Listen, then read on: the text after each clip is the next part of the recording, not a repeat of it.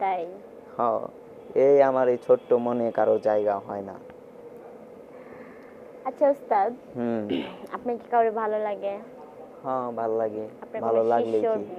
কোনো ভালো শিষ্যরে ভালো লাগলেই লাগে? কি? বলো, ভালো লাগলেই কি? কেন ভালো লাগলে কি করে কিছু নাই? হুম। ভালো লাগলে কি করে কিছু নাই? ভালো তো লাগে, ভালো লাগলেই কি? করার তো কিছু নাই। করার তো অনেক কিছু আছে। যারে আমি ভাসি ভালো, সে তো ভালোবাসে না। তাই নাকি? হুম। আমি তো বাসি ভালো, ওস্তাদ কেন বোঝে না?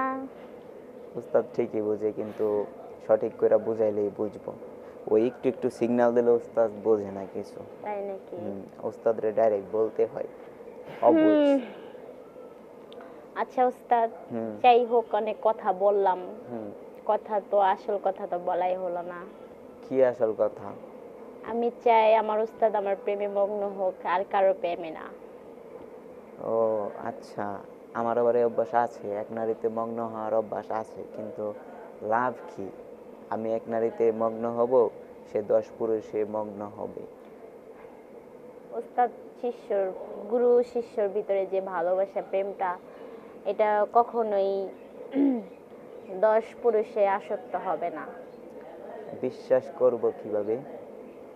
বিশ্বাস করতে হবে, কারণ আপনি হচ্ছেন গুরু, আমি শিষ্য। আপনি আমাকে মানুষ করছেন, হয়তো আপনি আমাকে ভালো করে চিনবেন, জানবেন, বুঝবেন, আর কেউই বুঝবে না।